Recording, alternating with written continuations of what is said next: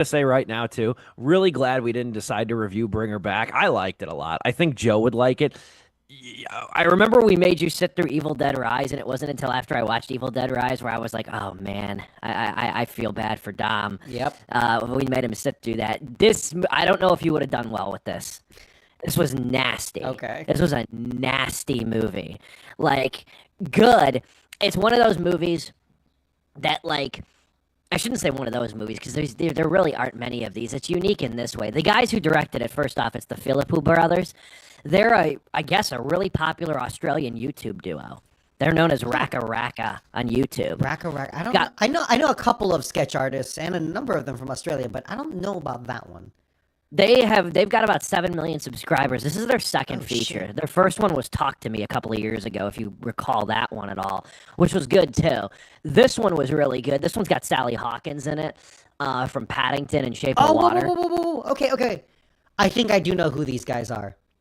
Yeah, These guys are they're some of the they're craziest effing YouTubers with it's like so much like special effects in a good way. They did a lot of good video game parodies as well. Yeah, they did a lot of horror comedy parodies, a lot of like horror comedy shorts. I've seen they've done video game parodies too. They're interesting. This Bring Her Back movie, though, I shouldn't say one of those movies, but it's a movie that like pretty successfully tries to combine like serious sentimentality with some downright grisly shit. Like I won't go in long-winded about it though, but there's like this one scene. It's one of the grossest scenes I've seen in a long time. Actually had to watch it through my fingers, and I don't say that very often. But without getting into the weeds of the plot and everything, there's like this boy, this mysterious like feral boy Hmm. that lives in this foster house, and there's a scene of him. The one foster kid hands him a mango, cuts a mango, and hands him the piece of mango that's still stuck on the knife.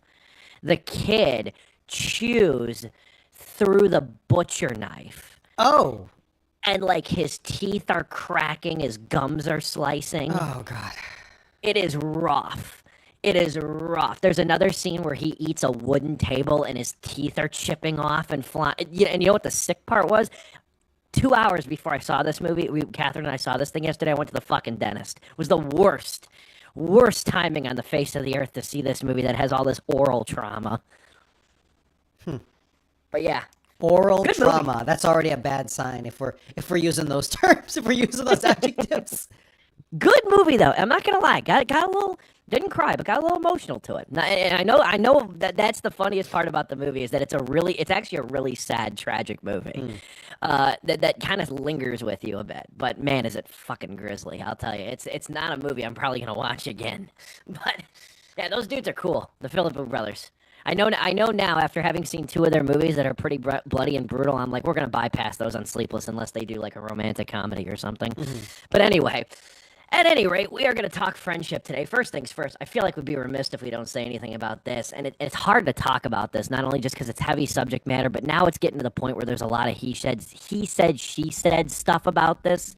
Like, and I'd rather just talk about the loss, though, too, even under the sad circumstances that it was. But Jonathan Joss, best known as the voice of John Redcorn in King of the Hill, was murdered on June 1st, just a few days ago. And King of the Hill has been a topic of discussion now for much of this year because it's being revived. Yeah. It's coming back in August officially.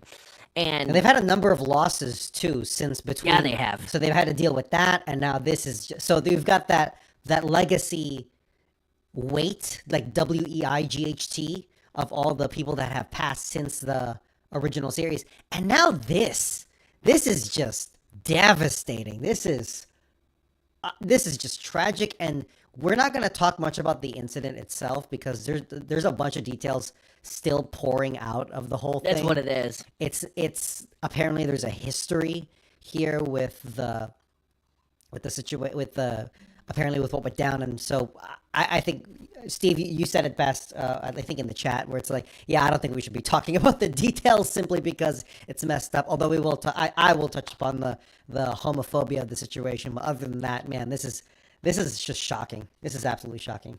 Murdered by his neighbor in front of his husband. Like, I mean, it's the kind of thing, like, it's sad too, because it's like, you do hear about these situations. And then somebody like this, you know what I mean? Like, obviously, this gets all the attention because this guy, Joss, doesn't have a huge repertoire of things, but he was a voice of a long running character on a long running animated sitcom, and he was also in Parks and Rec. So he also has just a lot of, he's a part of two major shows. Mhm. You were even saying though too, King of the Hill. I feel like they just waited too damn long to bring it back. Like, I'm not saying it won't be good. I got faith in Judge. He crushed the Beavis and Butthead revival. But like, I it's been so long, like for this in the works and stuff like that. Brittany Murphy's dead. She's been dead now, what, 16 years, I think, something like that, which is crazy to say. She was the voice of Luann. Johnny Hardwick, who I believe voiced Dale Gribble, he's passed away. There's a lot of people from this show that are now dead, and unfortunately, Jonathan Joss is one of them at the age of 59. And it's sad too in this way. I mean, it's nice of the fact that like that his sort of like his life and his recent plight and everything is coming, to the surface and everything like that, just showing what he dealt with and everything. But it's also sad too that like now is the time. Like, this was a guy that, wasn't a household name or anything like that. Voiced a very popular, funny character on a show and was the star of another sitcom, but he wasn't a household name. And now it's like the most fame he's ever garnered is the worst day of his life. You know what I mean? And I guess that's the other underlying sad part of this whole thing. On top of just the fact too that, like, when celebrities die recently, we've had quite a few, like Gene Hackman and David Lynch. It's old age, it's combination. I think Lynch was emphysema technically, things like that. I mean, it's a cold blooded fucking murder. Like, you know, under the grossest of circumstances, from what it sounds like. According to, like, again, we're not gonna get into like motive or anything like that, but apparently, like, the last moments were filled with, like, their pet had been killed and laid before their porch or their door. And it's like, that's just a detail. I won't go any further than that because things are still happening. But man, this is just like depressingly sad, horrible, and tragic. Obviously, murder in and of itself already bad. And then on top of this, it's like, man, I feel like they're going to throw the book at this person because this is like a double hate crime, I think, because or like you can stack charges there because it's it's a homophobic, apparently a homophobic based thing. And, I believe the husband was, well, I need to make sure there's some kind of gender fluidity as well in there as well. So I don't know. The point is, this is going to be, just as funny enough as Pride Month, I was just gonna say, yeah, really, it's like what a tragic way to kick off this freaking Pride Month, the first day of the month. Yeah, honestly, and everyone's just still in shock of the whole damn thing. I had seen video of a somewhat recent King of the Hill revival panel with, I believe, Judge and some of the other people involved, and Joss had not been invited to that. I don't know the full details. I don't know if there was any spite or whatever there involved or something. But one of the last pieces of footage of Joss was a fan taking video of Joss shining the shoes of fans outside of the panel. I will send this to you. I don't have it on the screen or anything or ready to show, but apparently he was like outside of the panel shining shoes. I don't know. Money? Say like, yeah, like literally like with a towel and everything. And for money. I don't think he was doing it for money. Because in the clip, I didn't see him take any kind of money. He was just kind of doing it. I don't know if it was like a statement. I don't know if there's drama there. Again, more news that needs to come out eventually. All I know is that the situation here is incredibly tragic.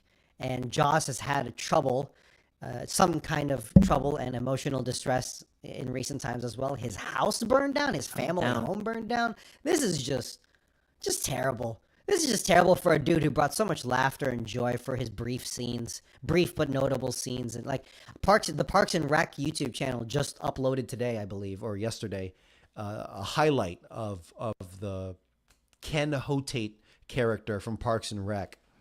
And it's it's just like the tributes are pouring out, and man, well, I don't know if we will on the show, but just I know I'll be personally keeping an eye on this one because it's so weird, so tragic.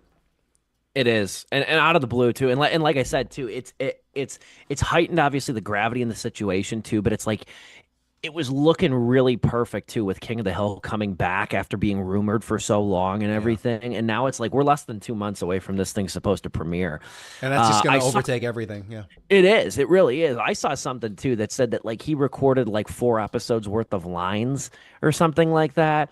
Like, I don't know how they're going to handle the character and that sort of thing too. But Redcorn was a really good part of that show. Like he was a really crafty character. I'll be honest. I have, of all the animated sitcoms, like The Simpsons, King of the Hill, Family Guy, and even outside the realm of Fox, like South Park and stuff, King of the Hill is probably the one I've watched the least. But here's the thing. Like, I've probably seen maybe 50 episodes of it I can think of. Mm-hmm. Off the top of my head, just a random number, which is not many. I think it ran for over 200. But the thing about King of the Hill was, as a kid, I never cared for it. And I love Beavis and Butthead, as you know. Mm-hmm. I love Beavis and Butthead. I love Mike Judge movies, Extract, Office Space, Idiocracy. There's a number that I like. I did not like King of the Hill when I was younger, but the older I get, the more that show ages like wine. Yeah, that show when you're now that like I have bills. You know what I mean? And stuff like that. And now that I'm older, have a full-time job and everything, the show is great. I honestly think it's one of those shows as well. It's kind of a little bit like American Dad in the sense that everyone sleeps on it until you watch enough clips and you're like, I don't know, man. I think this show's pretty damn good. And I also did not watch King of the Hill anywhere close to consistency, but I would catch episodes here and there, loosely, knowledgeable of what's going on. But the one character that always stuck out to me, I guess I just also stumbled upon those episodes. It was, who's the guy who did Feel So Good? Chuck Mangione, the trumpeter and recording artist Chuck Mangione, who's known for his number 1 hit single, Feel So Good. He played himself in King of the Hill, and he knows that he's kind of a one-hit wonder. Now, I know for a fact that he obviously has a big history behind him as well, beyond his number 1 hit. But he knows that in the popular media, he's just the one dude who did Feel So Good. And so every time his bit on the show was that every time he showed up and he played trumpet, literally anything he would play would eventually turn into his number 1 hit, Feel So Good. and there's another clip too where I won't go into it into too much detail because we need to get to the review, but there's a scene where it's a heightened kind of tempo, right? It's like, there's something serious in the context of the show and all that stuff. So it's like there's a musical stinger where it's like dun dun dun, but it's not dun dun dun. It's Feels So Good, but orchestrated to be like dun dun dun dun dun, and it's really I'll have to show you the clip at some point. It's really, really funny. It's a musical gag that would slip under most people, but damn, and that's the thing with King of the Hill. It's such a lovable ensemble of main characters and also a ton of notable side characters that is what keeps that show really prescient on YouTube. Because it's people, hey, you got that one clip of Chuck Mangione or John Redcorn or et cetera, doing this one bit. And then it's like a 2-minute thing and it gets millions of views. I honestly think that's part of it. That show, too, was really good at, and again, I've only seen a fraction of it, but that show was really good. And one of the only other long-running animated shows, because it's always the long-running ones, you know what I mean? Right. That go on for so many episodes, they can only have the main characters do so much. So it's like, let's focus on somebody else. That show and Arthur are the two. It always comes back to Arthur for me. That show and Arthur are the two that had no problem giving supporting characters the episode and letting them carry it. And it's refreshing, especially for a show that's gone on super long. I don't know if The Simpsons does this. I haven't watched The Simpsons since. The Simpsons definitely does it. I don't even watch that much anymore, or really. I don't know how they couldn't. Yeah, exactly. No, yeah, but exactly. They have whole sagas and probably dozens of episodes, probably dedicated to each character at this point. Just any character you can name, they probably dedicated multiple episodes to them. And if there's one thing Mike Judge is always great at too, and it's no coincidence, both King of the Hill and Beavis and Butthead are both set in Texas, is they're real slow paced shows. Like Beavis and Butthead is only, the episodes are only like 10 minutes long, if that.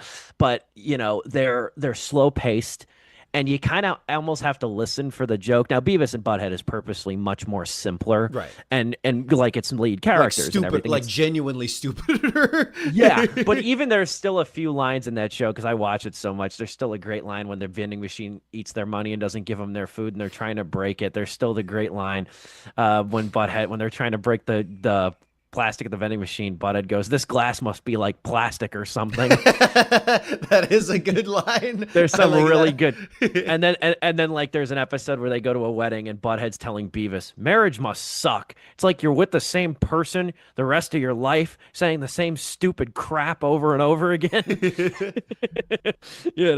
That show is really perceptive. I will forever die on that hill. But anyway, we're gonna move forward. Talk about friendship.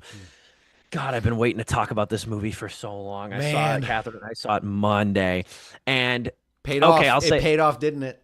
yes, it did. This is probably, and we're early in the year, but I feel comfortable saying this just because we do not get many comedies anymore, many straight comedies. This might be the funniest damn movie of the year. It really is a good shot. We've had some good ones, to be fair. The Monkey, which was more of a horror movie, was friggin' hilarious. We didn't review it on the show, but One of Them Days was really good with Keke Palmer and SZA. That was really funny. Okay. I didn't watch that one. Okay. That was a real funny, like Friday-esque kind of comedy. This one, though, is drop dead hilarious. Hello, everyone. Thank you for tuning in to Sleepless with Steve. Usually there's a countdown to take us in, but we've been having technical difficulties, and by we, it's just Steve. Everybody, if you don't know, Steve has the worst luck when it comes to technology, and tonight is just another example of that. Zoom was just like, "Hey, dude, I gotta do an update," and then he updated it, and then Zoom went, "Oh, dude, I'm sorry, I gotta do another update," and then he updated it, and then he's like, "Oh, you're never gonna guess this. I have to do another update." So Steve got into an endless loop of doing updates, but nonetheless, Dom and I are here to review Dangerous Animals. But we're also going to pivot 10 minutes. For at least 10 minutes. But we're going to pivot into something else that we jokingly said in the green room. Do you think we should still talk about this Warner Bros. Split real quick too? I think we can talk about it for a little bit. Okay. Let's do this. Let's have the schedule be this. Dangerous Animals. We'll go straight into it. I'll ask you how you're doing and everything. Dangerous Animals, Warner Bros., Secret Surprise. So that is the agenda for tonight. I know the scroll at the bottom says only those two things, but Dom and I really want to talk about something else. Just to give a little catch up and everything. I'm doing okay. I was sick the last time these guys reviewed something. Actually, no, I was sick. We didn't review anything. Lilo and Stitch, I think, is what we were supposed to review, and I was sick as hell. And then I had my monthly meeting with a certain commission board at my work. So I missed out on Friendship, and I unfortunately did not get to see it in theaters. So I was really bummed out about that because I was really looking forward to that movie. But I'm here anyways now. I feel a lot better, coughing every now and then. I have one of those sicknesses where the cough sticks around for like 4 or 5 weeks. But you feel 100%, and it's the worst thing ever. So there's an example of it right now. I've had the same thing with my pre-nasal drip, not post where it's coming out of the nostrils, but it's the pre-nasal drip where you're like, this is gross, but like you're swallowing it. Oh God, yeah. But it's like everything else is fine. It's fine. I don't know. It's just running. I don't know. Yeah, man. Allergies are the worst when it comes to that. It's god awful. Anyways. Dom, how are you doing? I'm doing okay. I got a haircut, so just in time for summer to really hit. Man, that weather is hitting, and we're the thinned it out pretty well too for the sun. It's gonna beat down on my head, but no. Other than that, pretty all right.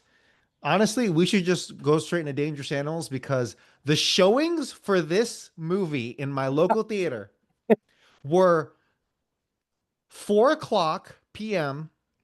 and 10:10 p.m. 10 p.m., which means you know it didn't start until 10:30. Dude, if there's one thing I hate about small releases, it is how asinine theaters sometimes do showtimes with them.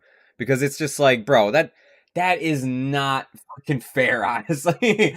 I remember I went to go see The Hurt Locker, and it was during the limited release as well, The Hurt Locker. And somehow Chicago got lucky enough, and my theater nearby me was one of the theaters that it got chosen for. It was like, wow, it's not even in the city of Chicago, it's like the burbs of Chicago. So I was very happy about that. But I remember I was like, all right, let me look at the show times, because my dad really wanted to go see it. And it was 10 a.m. to 11 p.m. at night. And I'm like, what about like 7? Like a nice, like, you know, evening showtime. Yeah. Oh, God. But quickly, I'll give a quick rundown of this. This movie is about a surfer. Her name is Zephyr, right? That's how we pronounce it? Zephyr, my bad. Named after the Spyro level, Zephyr. No, I'm kidding. I mean, that is a Spyro level, but she's like I said, she's a free-spirited surfer until one day she's abducted by a serial killer. She's held captive on his boat, where he basically takes tourists who are sent to him and feeds them to sharks and records them for his own pleasure. Maybe he gives it away, like, you know, he sells it online, a black market, whatever it may be. And she's trying to basically, throughout this whole film, she's held captive by him while they, like, you know, are stuck out at sea on his boat. As he continues these, like, ritualistic feedings to the sharks and everything. And that's basically as much as I could tell you without spoiling too much, because I do think, I'll start off with saying this, because I kind of told Dom how I felt about the movie in the green room. This movie, it's being marketed like it is a horror film. I've seen like a lot of people drop horror around it and everything. I can see that. It's not entirely wrong. Yeah. I would consider this more of a thriller, a bottle thriller too, if anything, because you are stuck in one location basically the entire time. And it reminds me, I mean, it's very, very, especially with it being on a boat too, out at sea. Imagine Jaws, but instead of the shark being the only thing to worry about, there was a serial killer as well on there that you were worrying about too. And that serial killer, his name is Tucker, and he's played by Jai Courtney. And I gotta say, man, I am not a big Jai Courtney fan, but if there was one thing about that, what's up? I'm not either. I think he's had some. Either just a bad agent, or he himself never bothered to maybe really push himself past the Marine, the soldier, the tough guy role, etc. For some people it works. Like Chris Pratt, he's been leaning into that a lot lately. Yeah, but he still has that charisma with his comedy days that he can really pull people in with that. Or even someone, Jai Courtney never really had that. Yeah, even someone like Hemsworth. Like, you know, it's like that guy can always be in like a military movie. And it's like he has a leading man like look to him. Like he can do that. Jai Courtney for me, he never really captured my attention like that. He played Kyle Reese in one of the Terminator movies. I forgot what the name of it was. Hot take, I like Terminator Genesis. You like Terminator? I remember. Like, I'm not saying it's the GOAT, you know, but it is. Yeah. I think it's good. I've only seen Salvation once, but I think it's like tied with Salvation. So that's like Terminator. I can understand that. 2, 1, Salvation, Genesis. That's where I'm at. Damn, 3 is that low for you, huh? Okay. I don't know. I mean, I haven't seen 3 in so long either. Like, I honestly can't remember it fully. That's a little fluid, but either way, Genesis, not bottom of the barrel. Anyways, going back to the movie that we're talking about, Dangerous Animals, though, I gotta say, out of all of Jai Courtney's roles that he's had throughout the year, or years, I should say, I think this is probably like one of my favorite ones, just because he just kind of plays it crazy the entire time. This role actually reminded me of a lot of why I did kind of like him as Captain Boomerang. I just thought the movie sucked, which is the first Suicide Squad with him in it. Okay.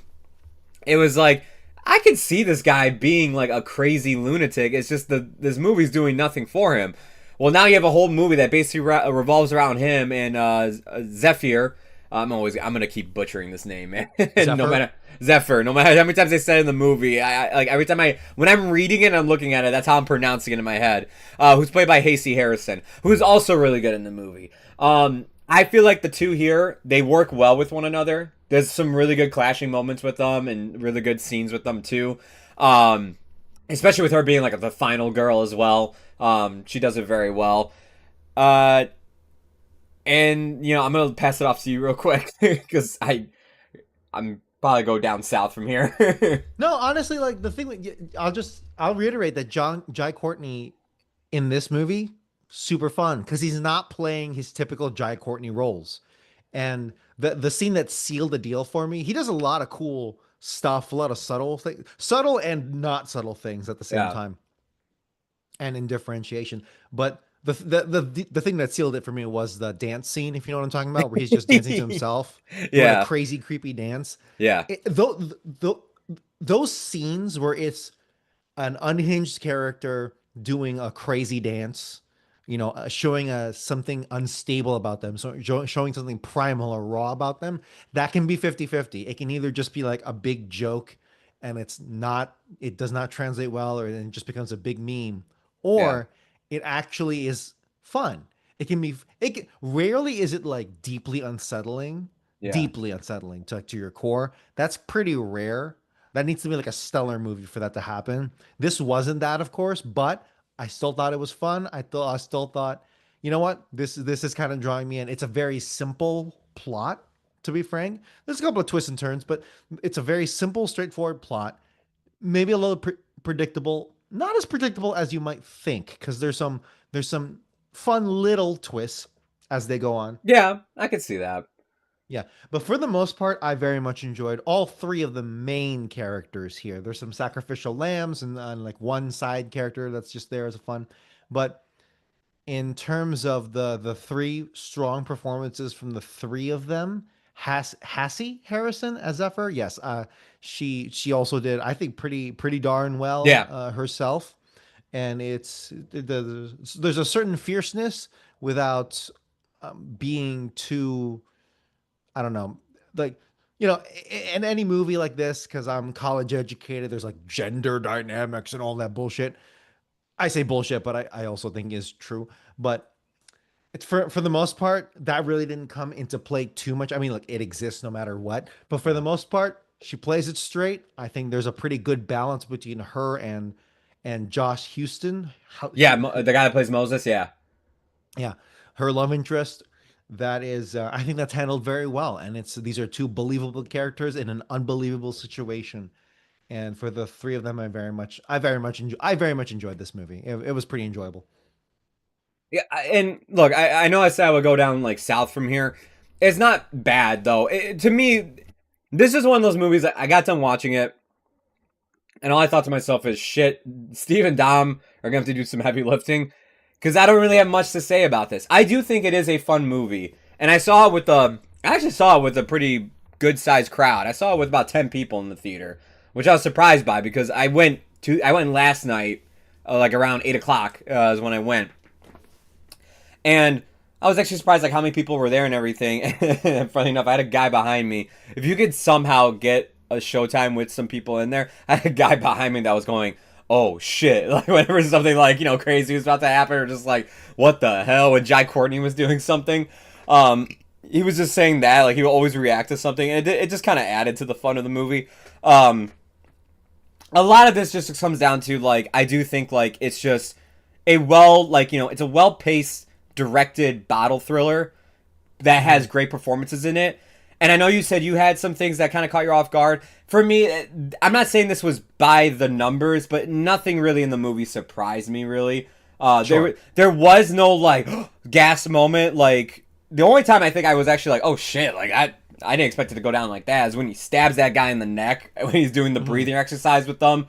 And I was just like, shit, okay. Like, that caught me off guard. Did you know anything going into this movie? I knew it was about Jai Courtney, because I remember reading like an interview with Jai Courtney about it. I knew it was about Jai Courtney kidnapping people. I thought it was Jai Courtney was the main character, and we would just see him kidnap people throughout the movie, and we watch him like slowly like devolve over time. I didn't know about the actual main character, that there was gonna be a final girl and everything and whatnot. Like that was a surprise to me. It's like, oh, okay. Like I thought this like was one of those movies like what's it called? Like American Psycho, or like a killer like that. Like where it's just like we stay with that character the whole time, and we just see them just devolve and just like go into their psyche throughout time. Which maybe that would have been a better movie. I don't know. But I'm still cool with what we got. I still think this is fun, and I did have a fun time watching it. And oddly enough, it being made by Shudder, that's all I thought to myself was, man, this is gonna kill it on Shudder, because I kind of looked at this as this. I'm not saying it looks like a streaming movie. I do think like they use the setting very well for like the boat itself. Like it's used very well throughout the movie.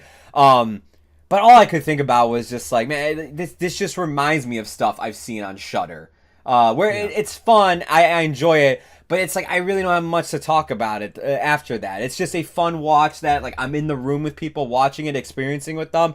But once it's over, it's like, oh, hey, yeah, I mean, performance-wise, I really enjoyed that. And maybe I like to see this director go on and do something else that might pop my interest. But it's something I won't. I just saw the trailer. I saw him doing the dance. Anyway, yeah, I mean, that's just how I feel about it overall. I don't know if you have anything else you want to add into it. Honestly, you're right. There really isn't much else to say for me without there's really not, and that's not a bad thing. No, this it's is not. This was never going to be an Oscar Best Picture winner. Oh. No, and it's not trying to be that. It's a I'll go into my rating right now. This is 2.5 stars for me, solidly so.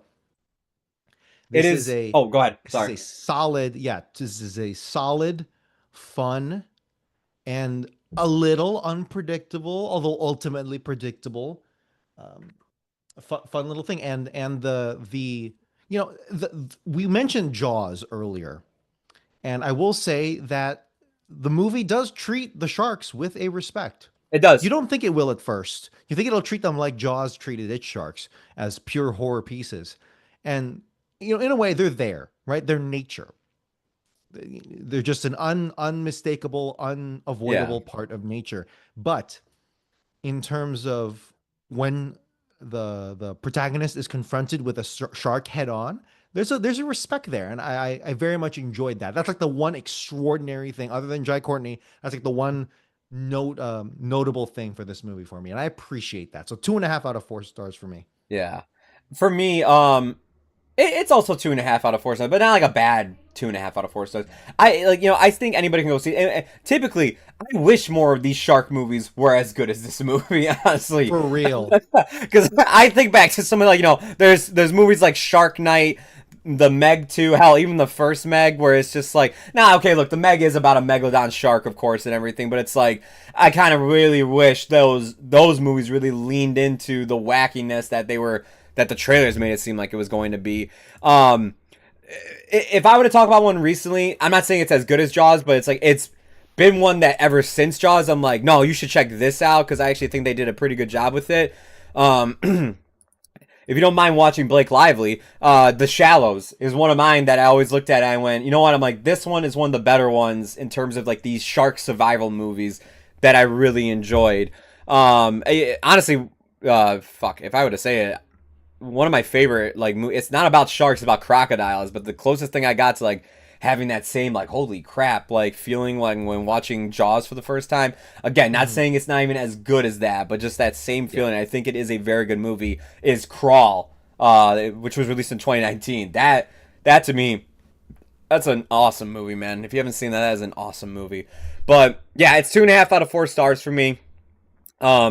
It's really carried by its performances. Had it not been for these performances, I would be like, you know what, it's a well shot movie. I think it's directed well, but like it's just 2 out of 4 stars because it really didn't give me much other than like, hey, just watching these two play their characters and really go at one another.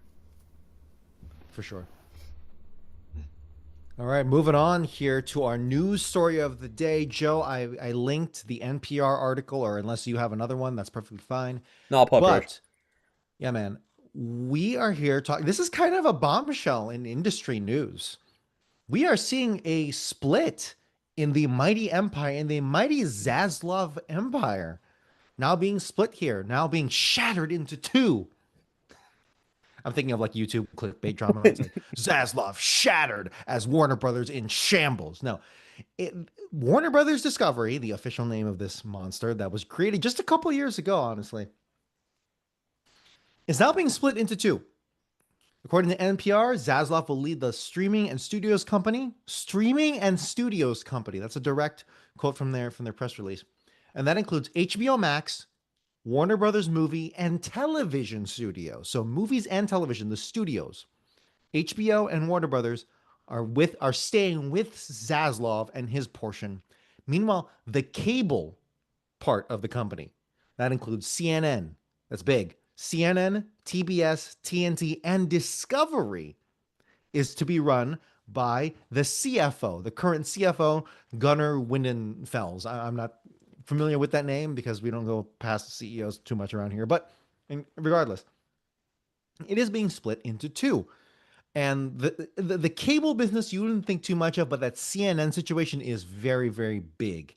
And, in terms of its place in the news media culture, the political culture, that's a pretty big one. So don't sleep on that.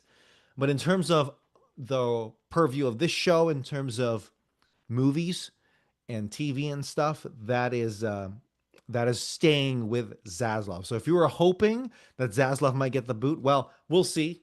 This is still up in the air. This was announced just Monday, this news. Let's hope some board of directors get their heads out of their butts. Although, to be honest, they're just as guilty of creating the situation as anyone, I'm sure. Yeah. But regardless, if you're a movie redditor, then you may not see too much change, if anything, because Zaslav is now hyper focused on. Okay, he got rid of all the CNN stuff. He got rid of all the Discovery stuff. He's just focused on HBO and TV and movies. Things might get worse if you're concerned about those aspects. But regardless, this is a pretty big deal. And we will see how it develops. But in terms of the Warner Brothers Discovery, the empire has now been cracked. I don't know exactly where the names settled, but it is now Warner Brothers and Discovery. I don't know. The names are in flux. That is TBD, TBA. But this is pretty big industry news. Joe, I don't know if you have too much commentary here to give in terms of reaction. I know there's still things up in the air, but your thoughts. Yeah, I mean, look, the way I'll just say this real quick because we're butting up against intermission time soon.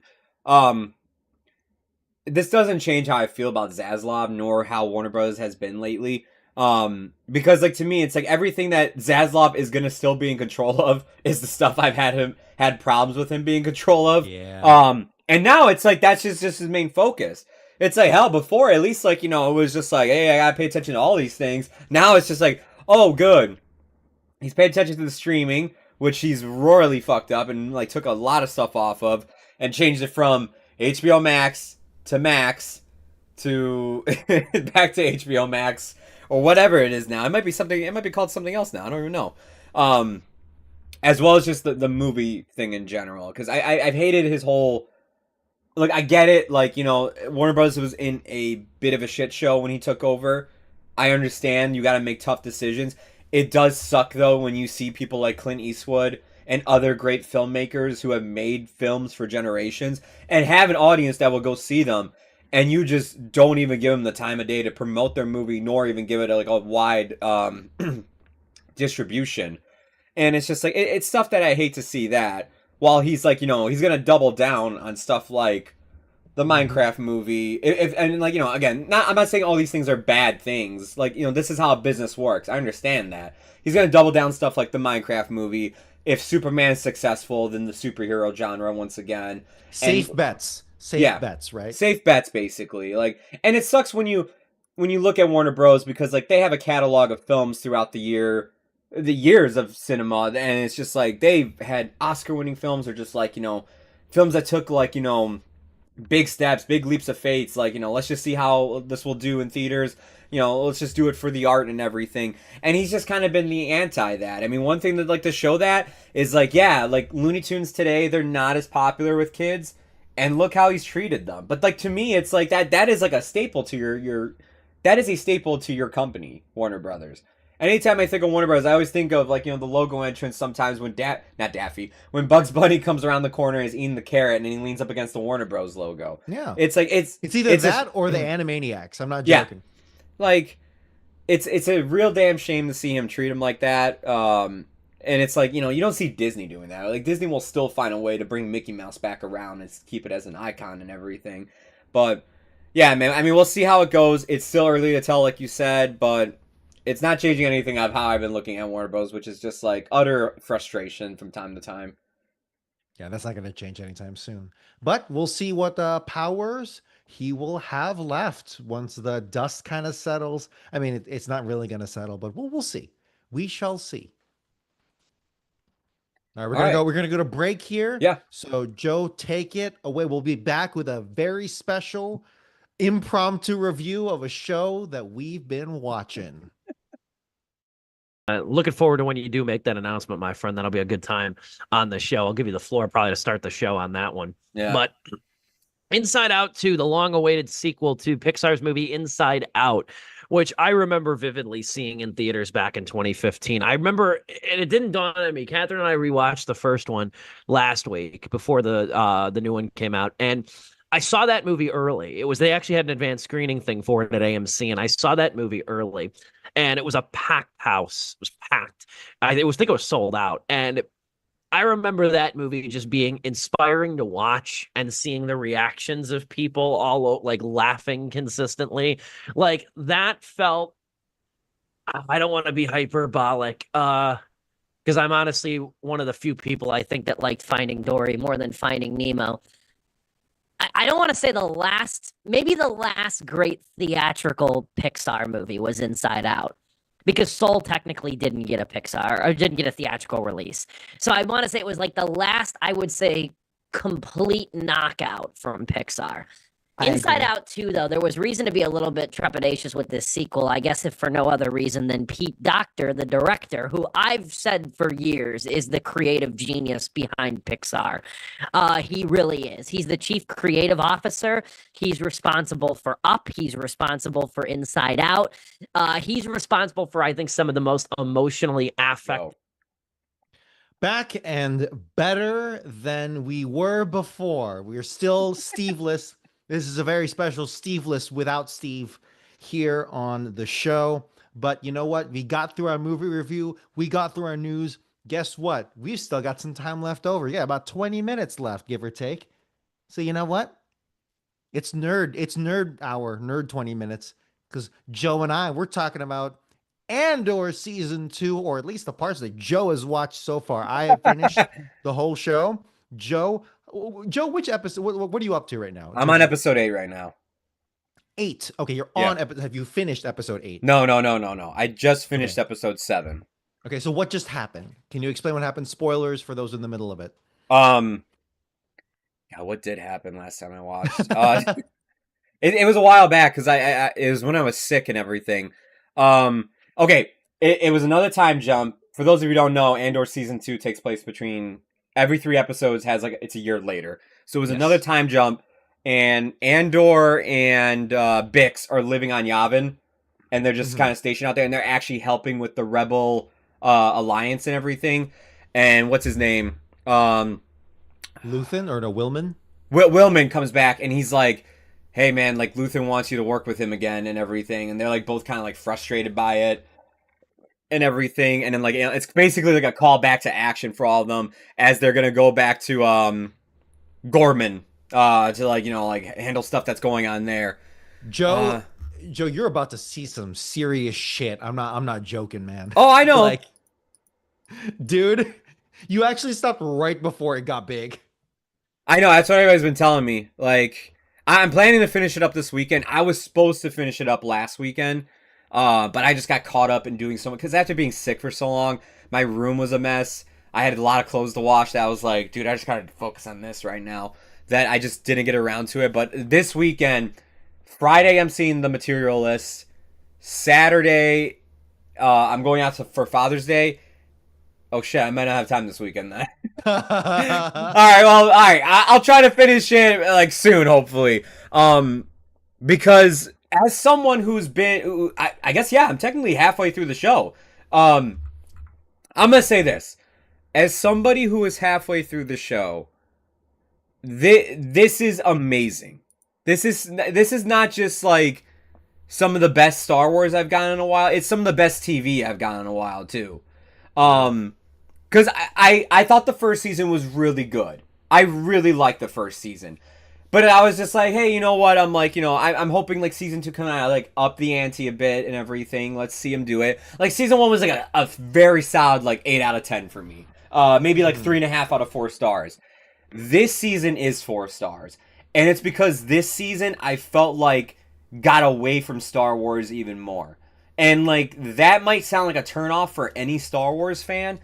But for someone like me, it's nice to have that every now and then, where it's like they can take your franchise that you've been watching since you've been a kid or whatever and evolve it and actually do something with it for adults, for a whole different type of audience that like people who don't even watch Star Wars are watching this show because it's just like of how much they can A, connect it to today, 2, it's just a well-written show, and 3, I just realized I said A, 2, and 3.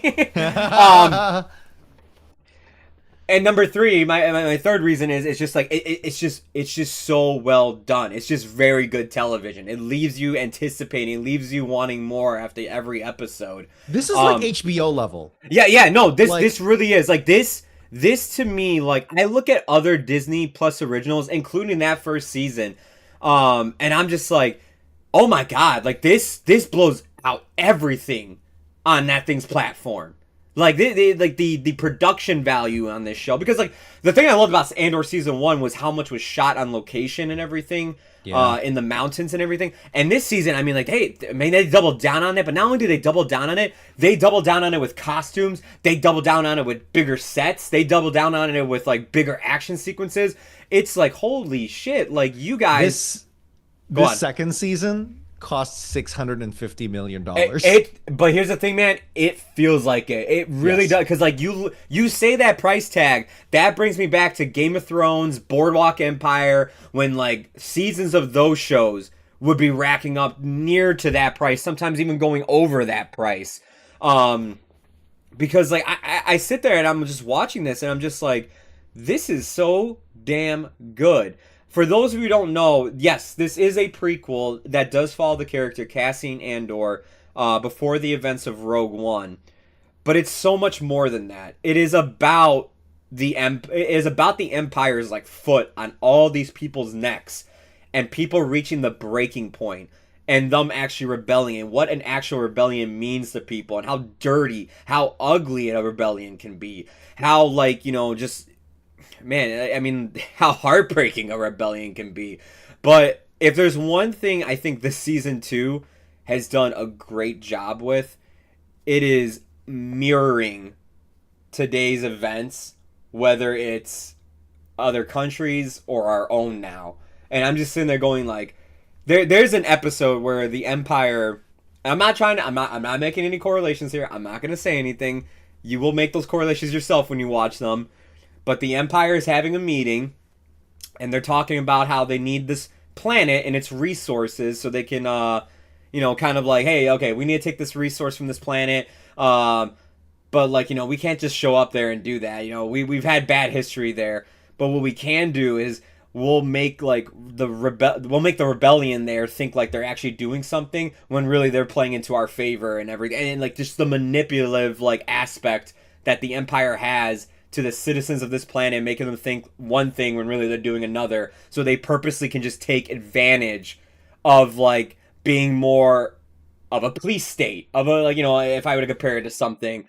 I mean, there's an episode where like somebody's walking around and there's like news reports. It's so crazy to see news reports in Star Wars. And Dom, I swear to God, I'll pass it off to you in just a second too.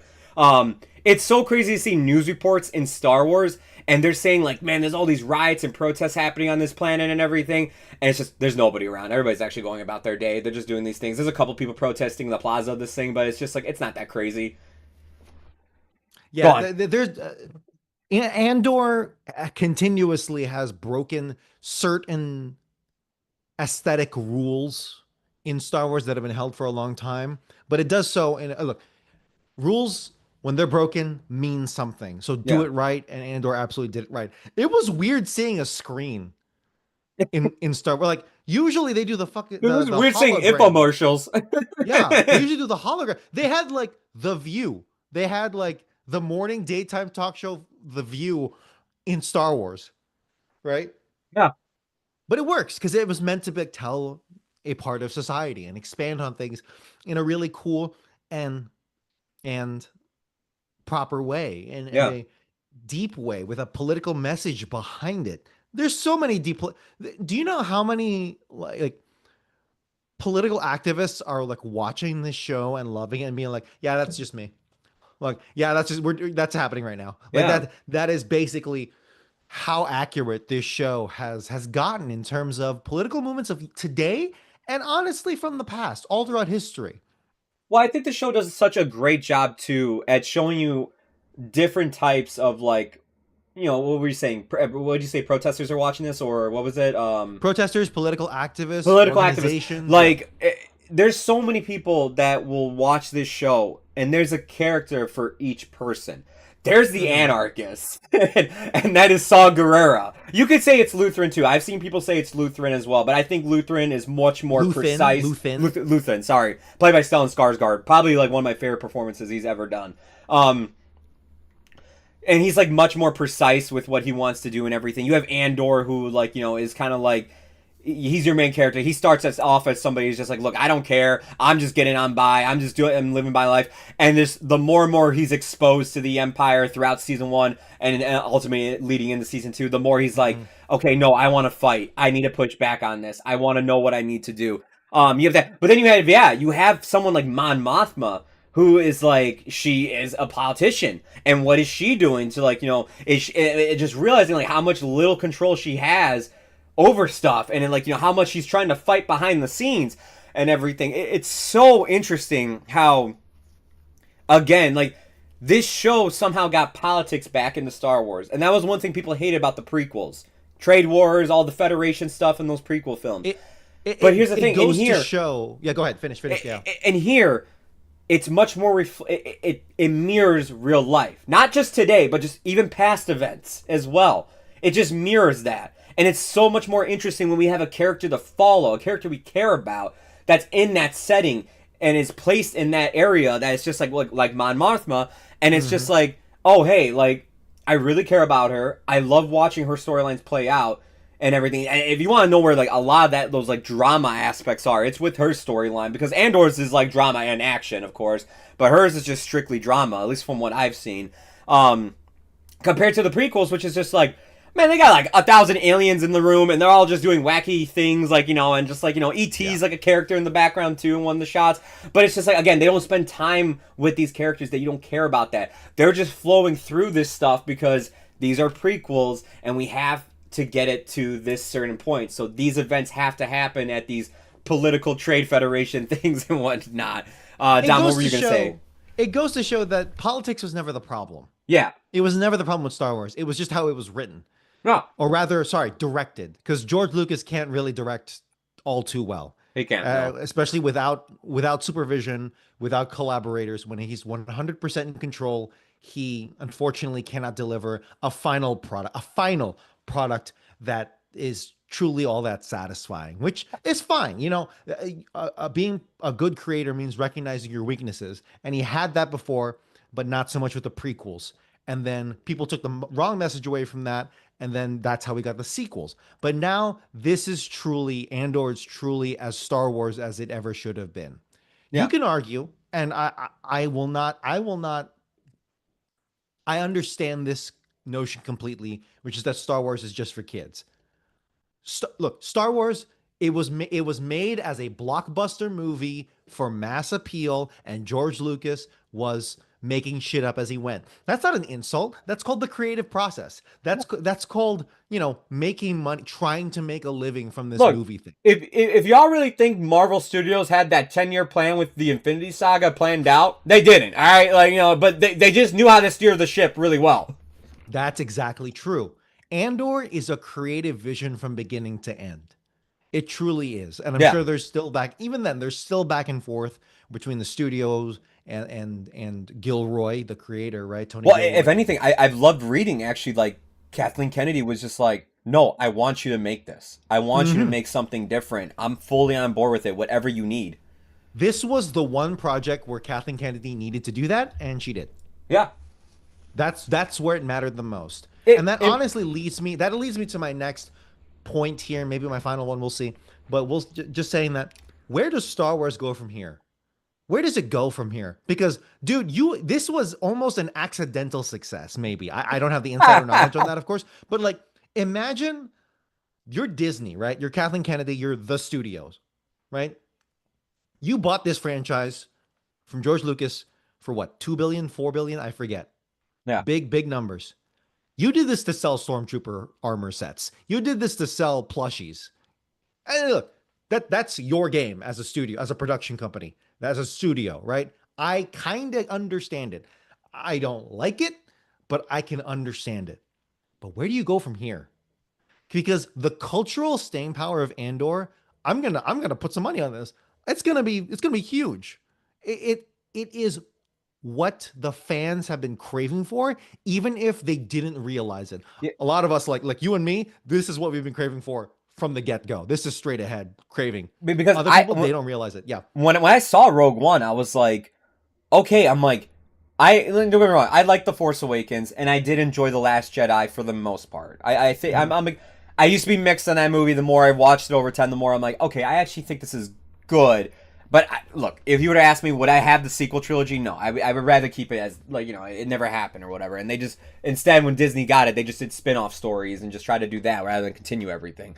But when I saw Rogue One, I remember thinking to myself, like, dude, I would love it to get more gritty Star Wars stories like this. More, like, reflecting actual war and stuff like that. It was like, that was my favorite thing about Rogue One, was, like, the imagery in that movie and how much you can point Vietnam, Iraq, anything. World War II. I was calling it Saving Private Star Wars, because that's straight up what that movie was in the last half.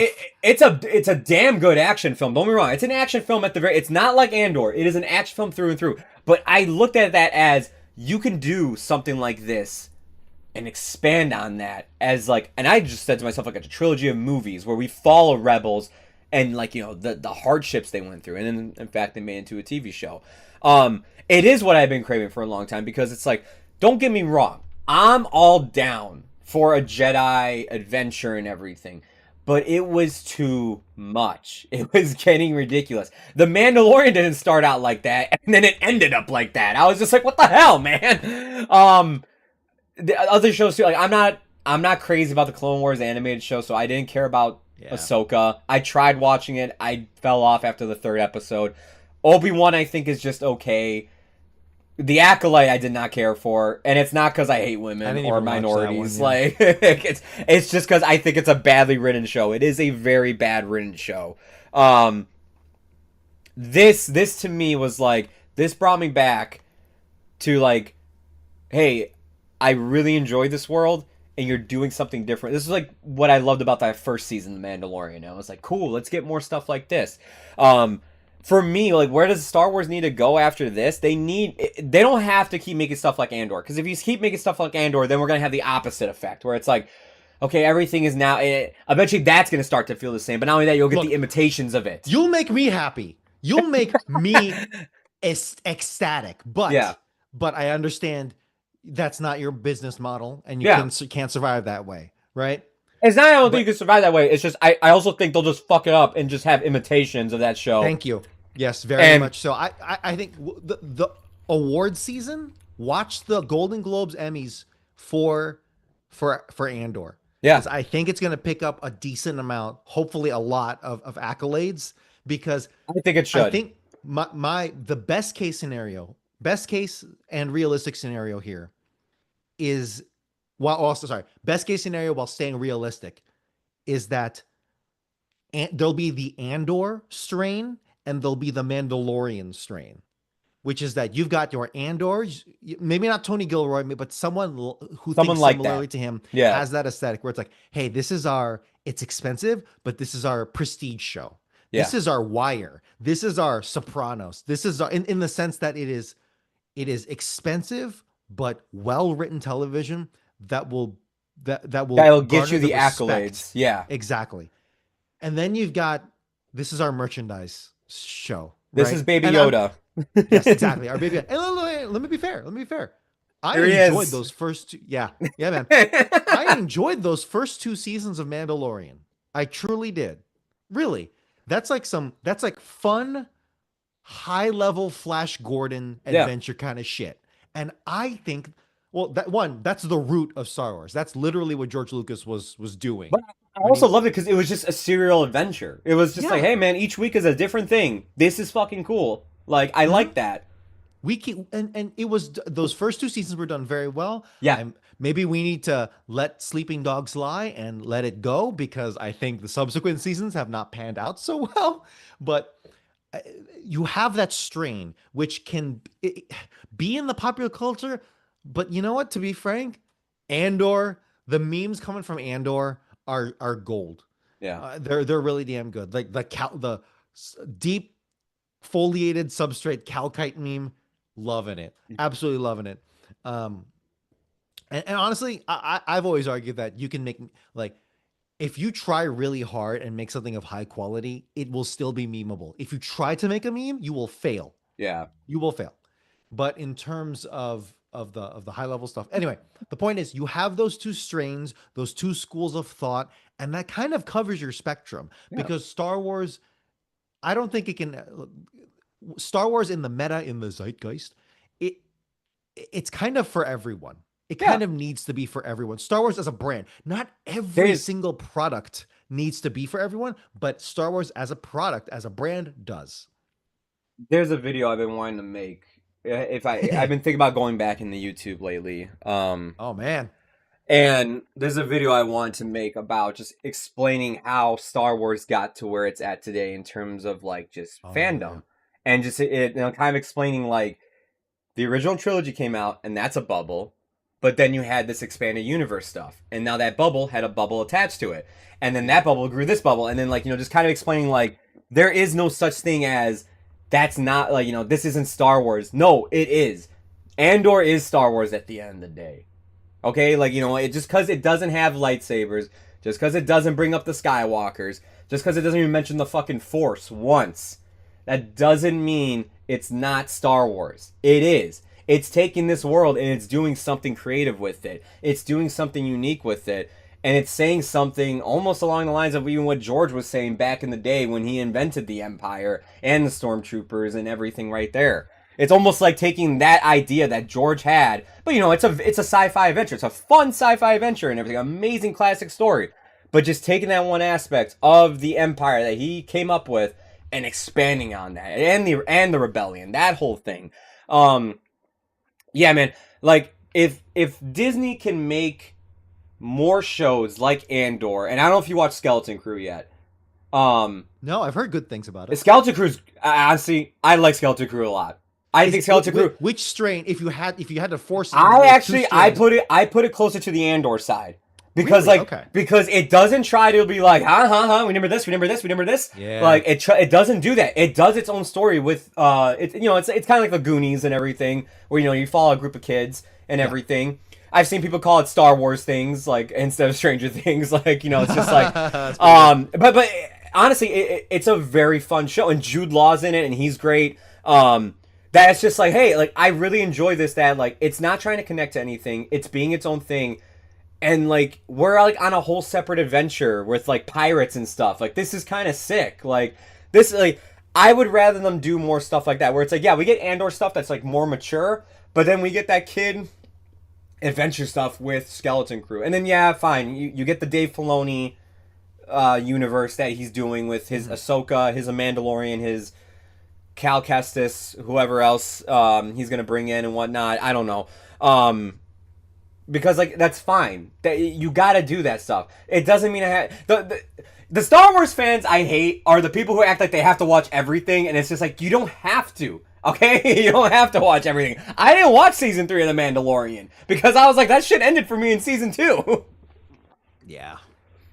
Honestly, you could, and I don't like how they're like for Mandalorian started off so strong, and then it kind of had to become like the Nexus series, Yeah. where it's like, yeah, like Boba Fett, but then it kind of becomes the Mandalorian like halfway through Boba Fett for some reason. Yeah. It really sucked too don't know, because that in was season really 2, I weird. was worried when they started doing that kind of stuff, but they made it work, and I was like, okay. I'm like, as long as we keep it focused on The Mandalorian, we're fine. And then I saw the trailer for season 3 and how much Bo-Katan and the Darksaber were brought up. I'm like, okay. I'm like, I just don't care. I'm like, that's not my forte here. Yeah, I do hope that Filoni can kind of wrap up his love affair of trying to, because all of that, a lot of that comes from the Clone Wars series, which he was a part Yeah, of, the animated and series, look- which is fine. But yeah, making it come to life, I get that. There's actually something really validating about that, I'm sure, for him. I think, and I don't mean this as an insult, really. I think he's done in the sense of like, you've exhausted Yeah. this wealth of creativity here. I think it's time to move on with someone. In the same way, the series had to move on from George. It should have moved on from George Lucas before the prequels. To be frank, they should have given that to someone else. Yeah. But I think it's run into the same way. Tony Gilroy with Andor. I think he's good. I think you've got it. He's exhausted in terms of he told his story. Yeah. He told his story. He can produce something, and if he wants to Yes. co-write something, absolutely. But I think, like, yes, in terms of creativity, take a long break from this. If you want to come back and do something, go ahead. But take a long break, or don't come back at all, and only just take a back seat for projects or whatnot. For me, I mean, like, look, I'm not gonna badmouth Filoni. It's like, look, I know he has his fans. He has a large fan base, and to be fair, like, I enjoyed some of the stuff he has written when it comes to Star Wars.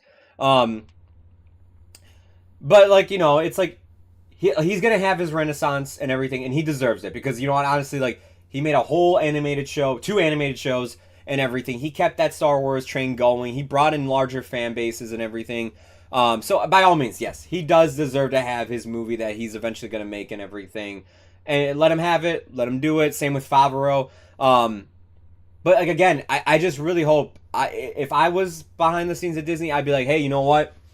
We got to find other creatives just to tell something different while these stories are going on. I would love to see, and I'll end with this. I would love to see the Andor strain of Star Wars be handled by creators such as Craig Mazin, who created and wrote Chernobyl, that miniseries, another Stellan Skarsgård hit, honestly. And then Damon Lindelof, who created and wrote The Leftovers, if you remember that show. Yeah. As well as Watchmen.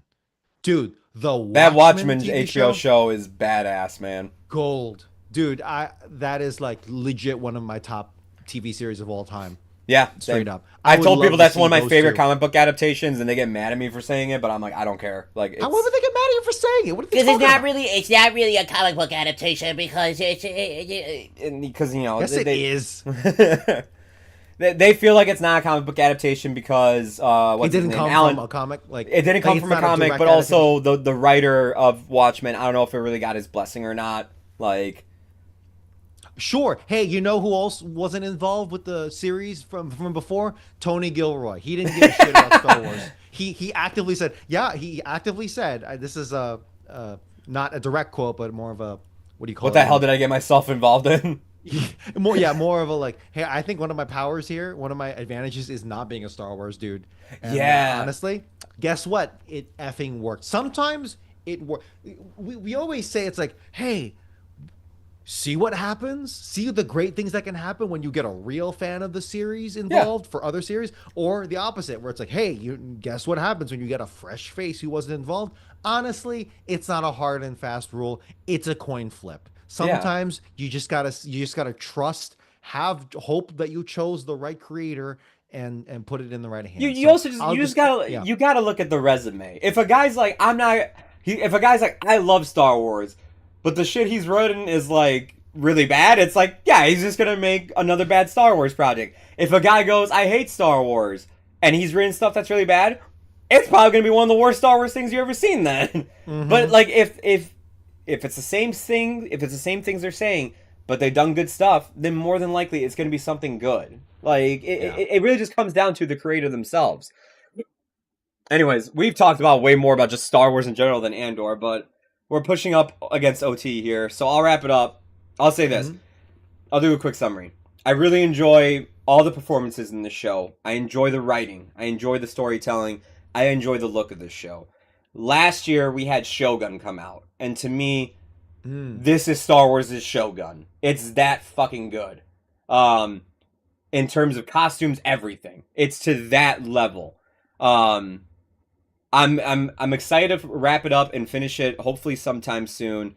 For me, yeah, it's a 4 out of 4 star like show. It's probably my favorite show this year.